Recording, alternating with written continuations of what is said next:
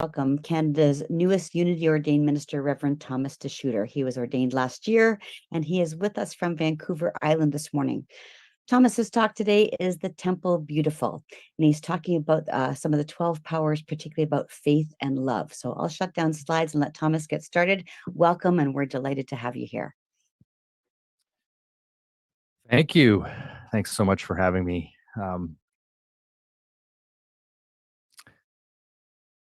I always find it, I guess, humbling in a way to be invited to speak to people in other parts of the world and to connect with them. After all, in my own head, I'm just a rock drummer in a in an imaginary rock band, and so sometimes this just shocks me for a moment. I'm like, what? I'm really doing this? This is crazy. Anyhow, welcome, and I would like to sort of give an understanding first of metaphysics. I mean, there's two ways to look at metaphysics. I'll give a definition, and then I'll give a simplified version. And so metaphysics is to examine the fundamental nature of reality, including the relationship between mind and matter, between substance and attribute, and between potentiality and actuality. So that's a pretty wordy, kind of a bit of a word salad in terms of a definition. And the way I like to break it down is to simplify it. And I learned this from Reverend Rona Segura, is that how does this show up in me? So whenever I'm reading any kind of wisdom teachings, whenever there's a lesson involved, I try to see, well, how does this show up in me? How can I take this and apply it in my life as either an example of how I could live, an example of what's going on within me, or an example of how I might be able to heal something within me. So the Temple Beautiful is out of Acts 3, 1-10. It's also referred to as Peter heals a lame beggar.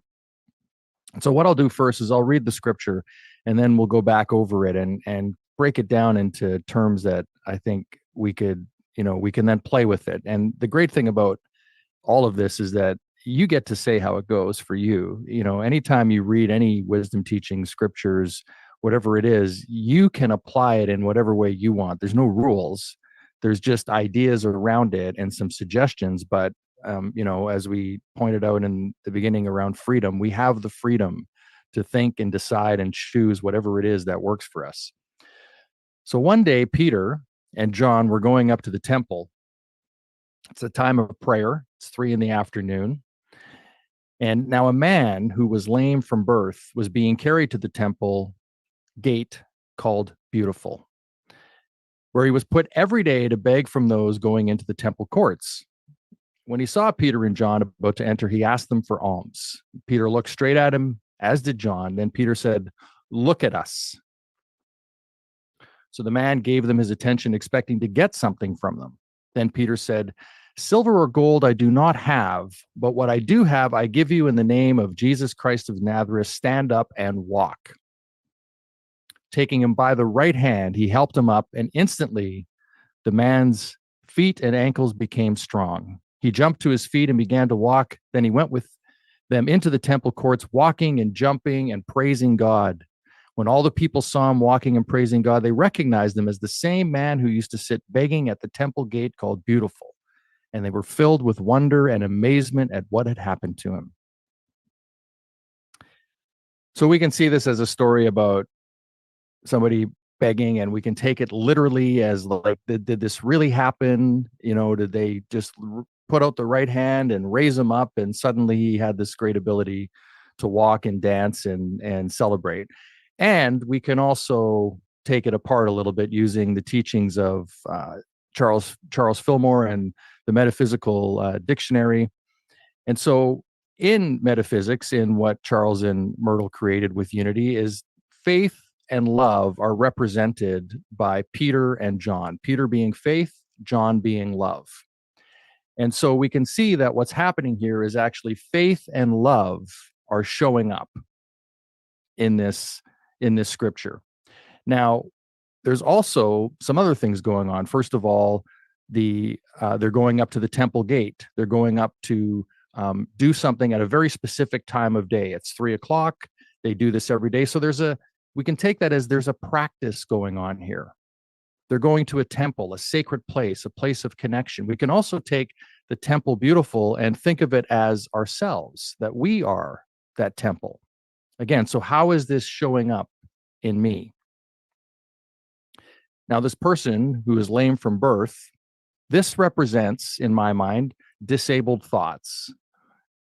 Activities that we have going on in our head where we're maybe neglectful, we're maybe ignorant, we're weakened by challenge, where we're unable to move forward. We might have fear or hatred or cruelty or prejudice, or any of these things can be showing up in our ideas. And as a result, we are in actuality lame to actually live our lives powerfully. Now, being carried up to the temple gate called beautiful, this temple or this gate symbolizes spirituality understanding. And it's kind of like, I think of it as there's a line here that needs to be crossed. And it's interesting that every day this person is getting up to that line, but unable to step across that threshold.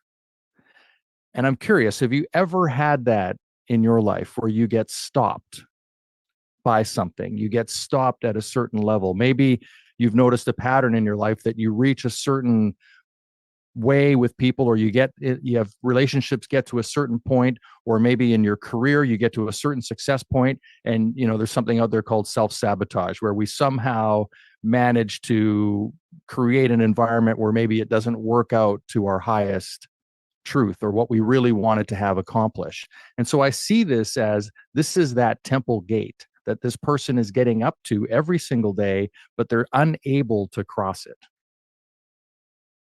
Now, this is where faith and love show up.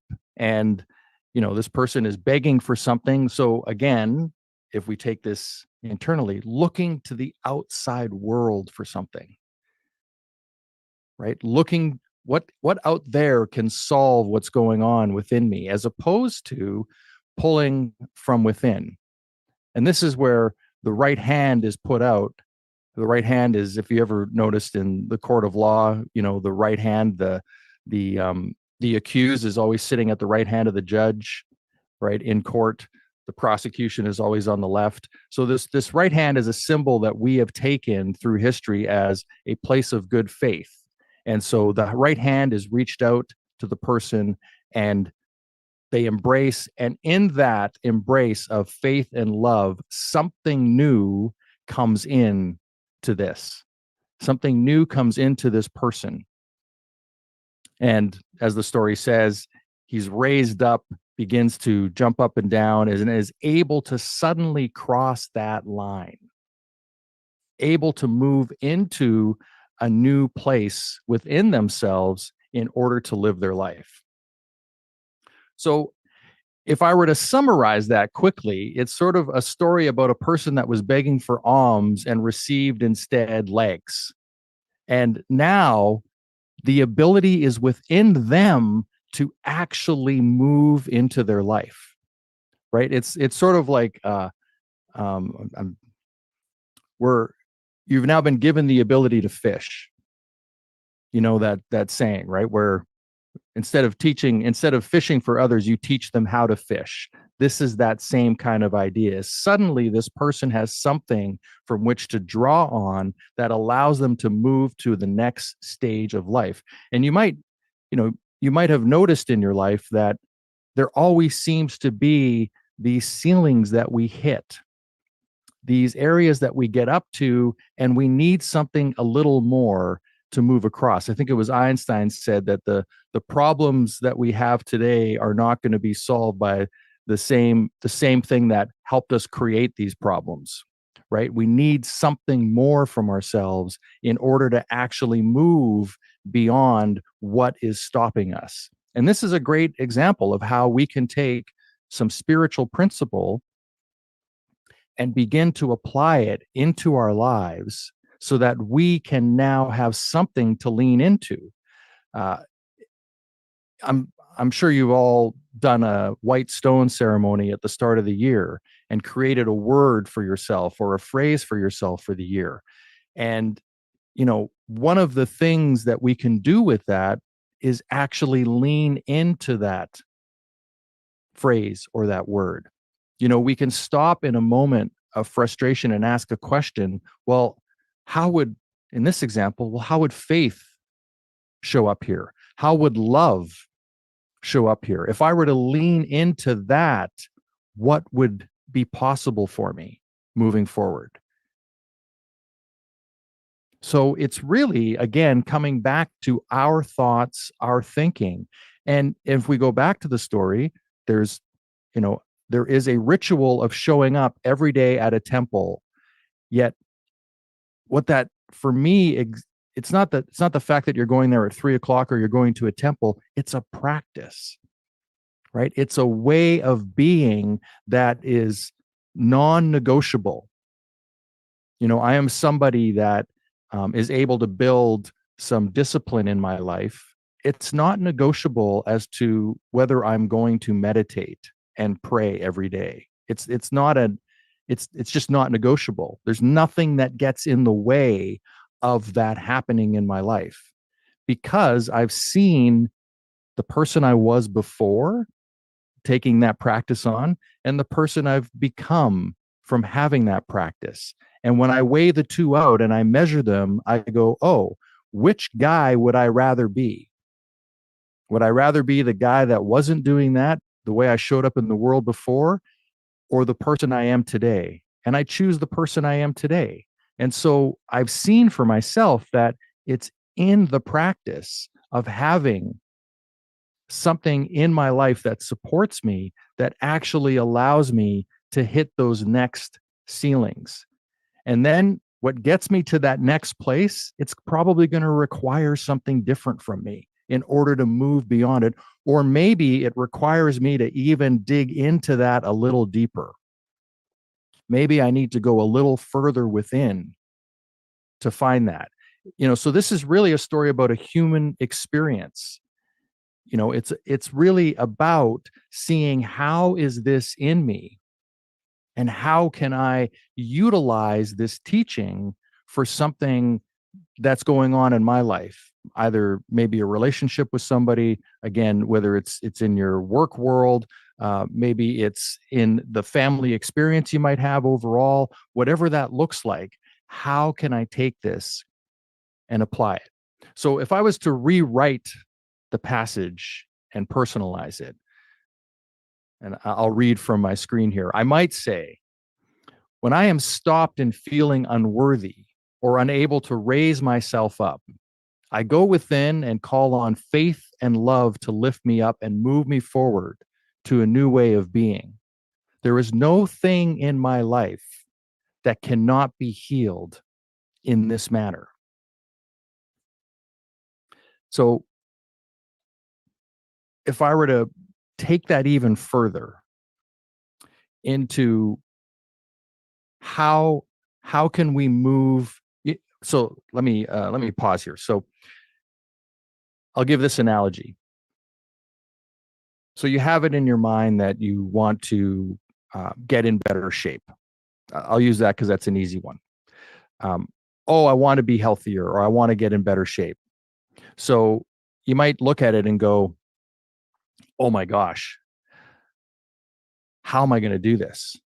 You begin to start to measure all of the work that's going to go into this. And it's going to take, 7 or 8 months before you really start to see the effect of this. And so you have this story going on in your head of how it's going to look and how am I going to get there.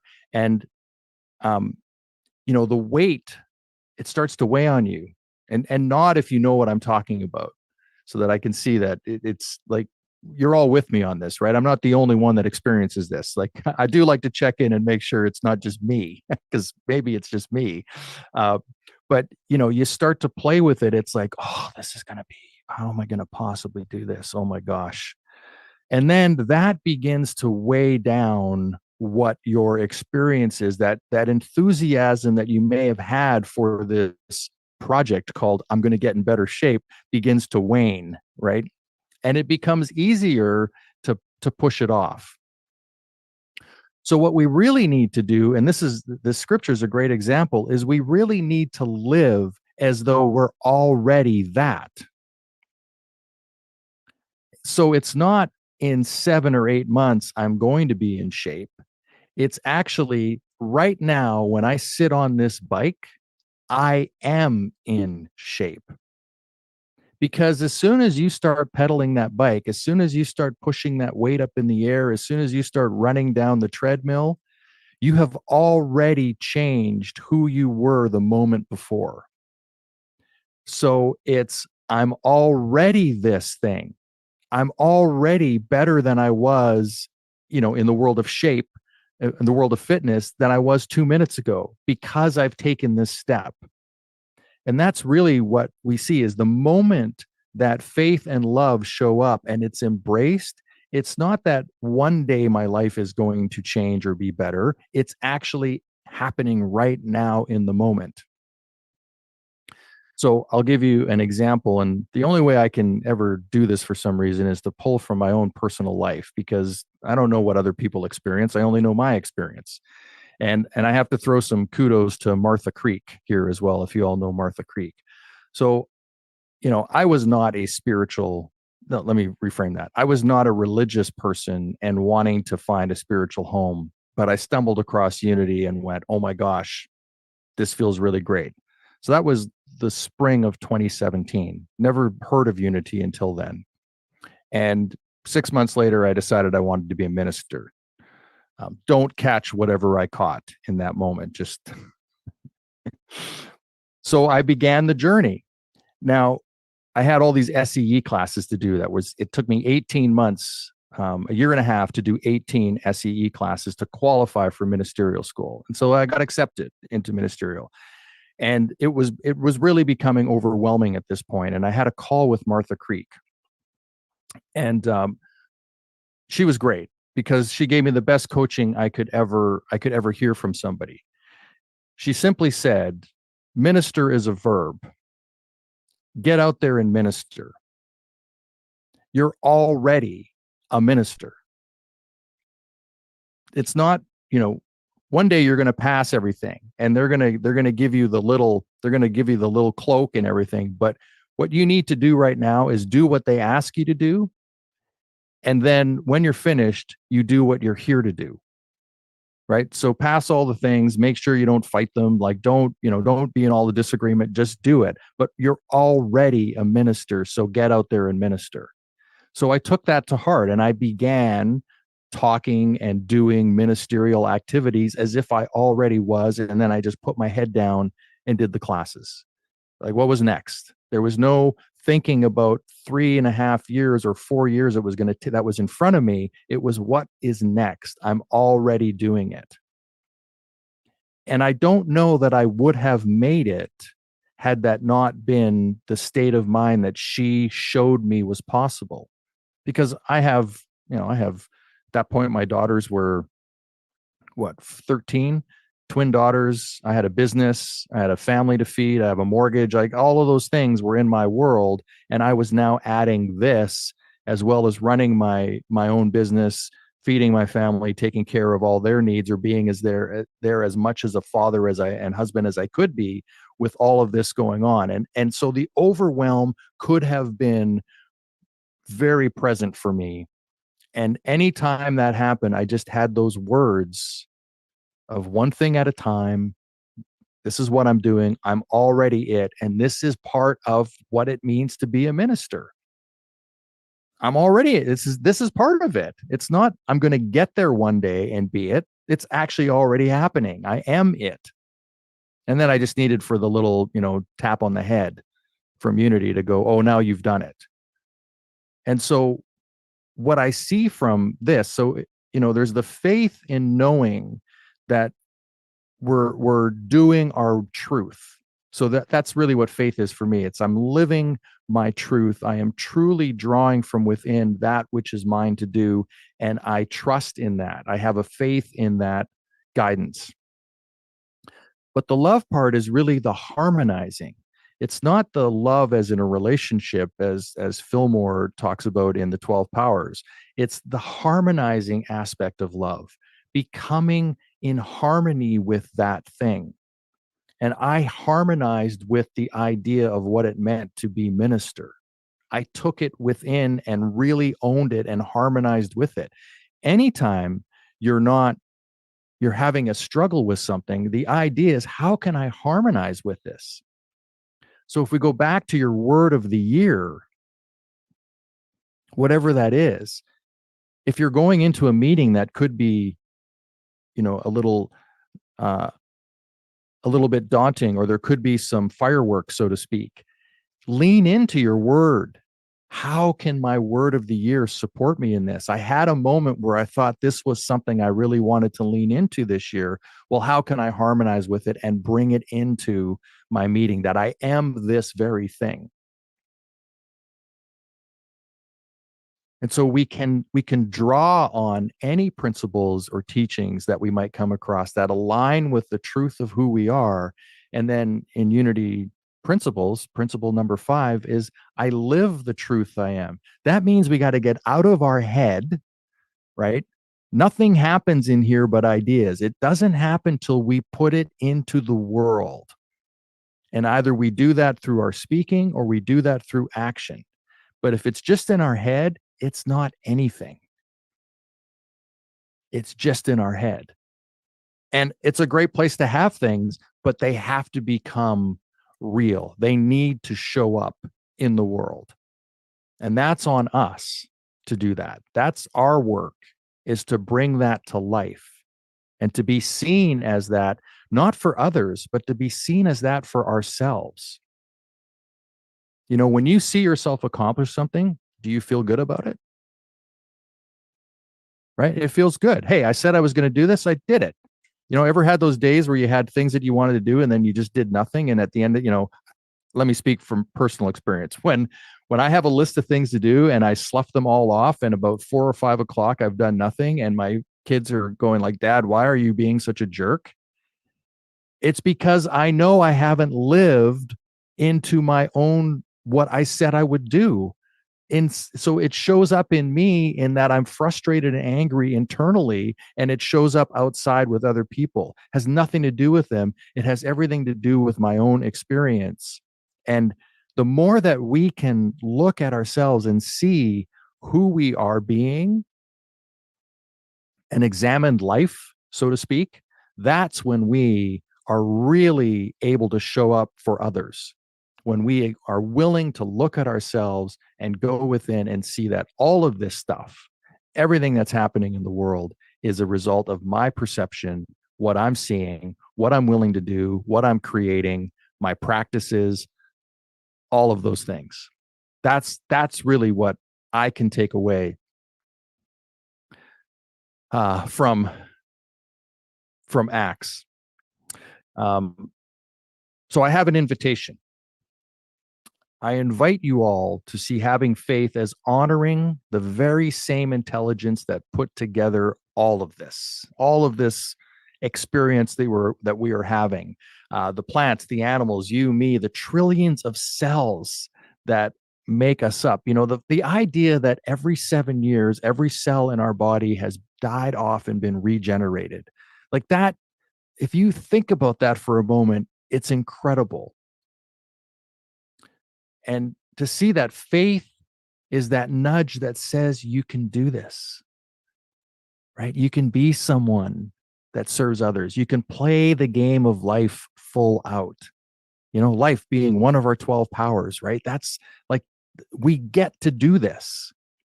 That's one of my favorite sayings, is that I get to do this. You know, anytime I'm thinking that ministry is daunting, I can go back to, but wait, I actually get to do this.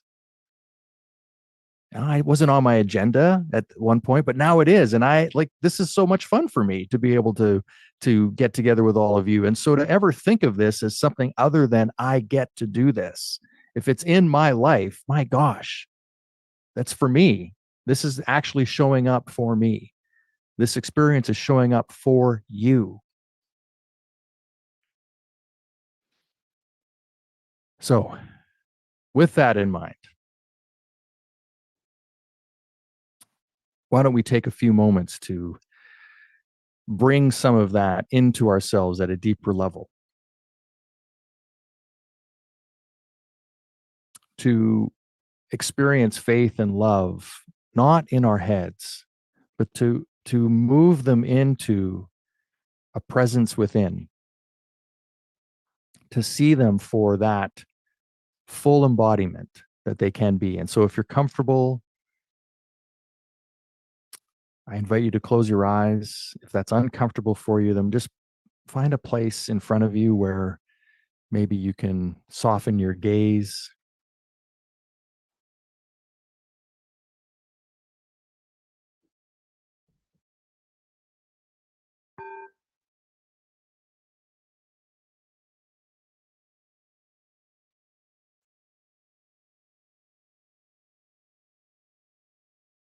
Allow your breathing to ease and settle. One thing I find very helpful is to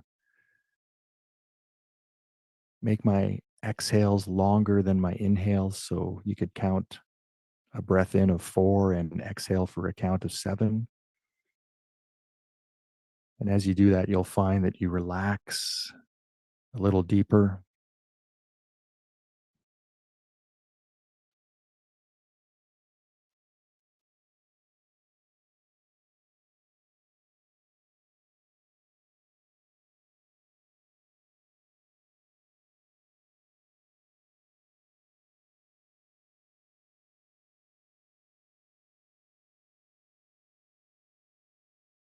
And as you're enjoying this breath,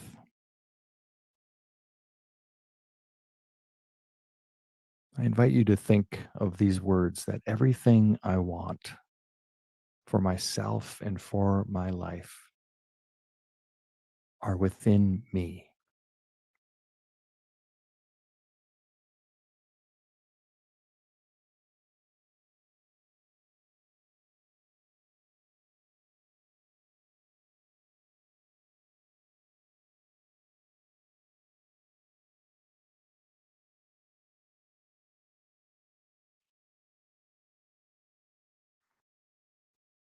Having the faith to know that you can call upon yourself.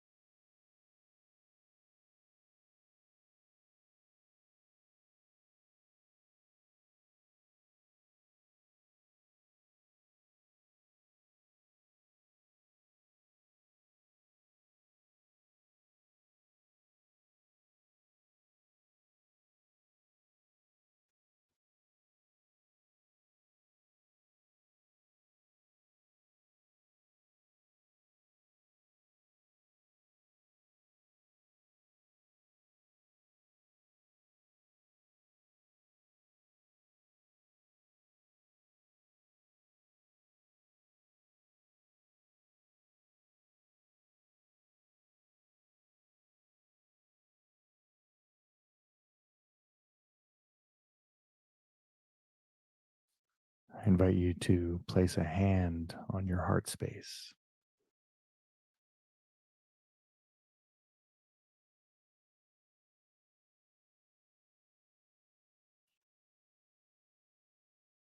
Taking a moment to honor this beautiful heart that has served you every moment, every day of your life.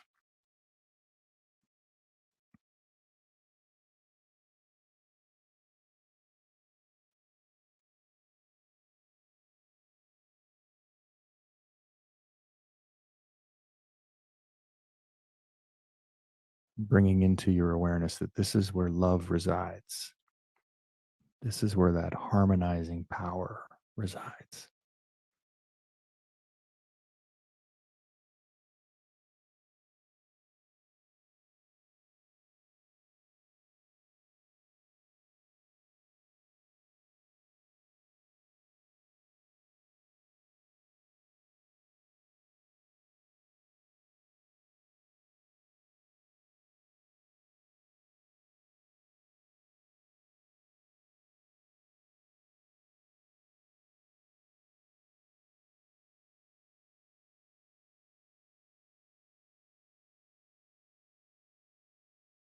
And sometimes the hardest struggle we might have in front of us is moving from our head to our heart.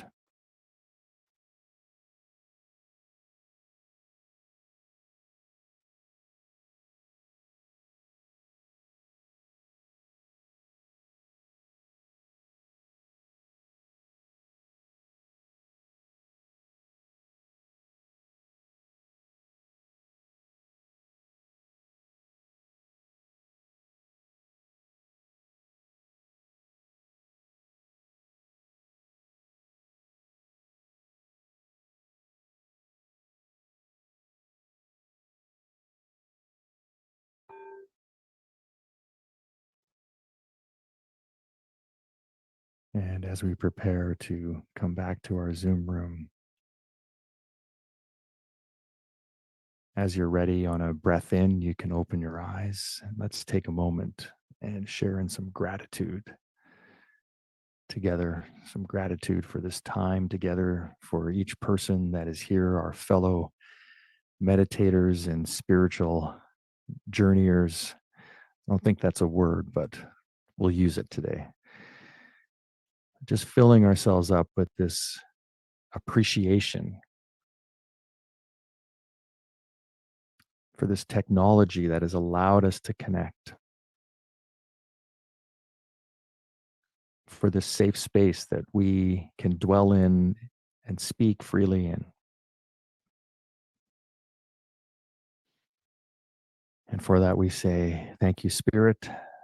Namaste.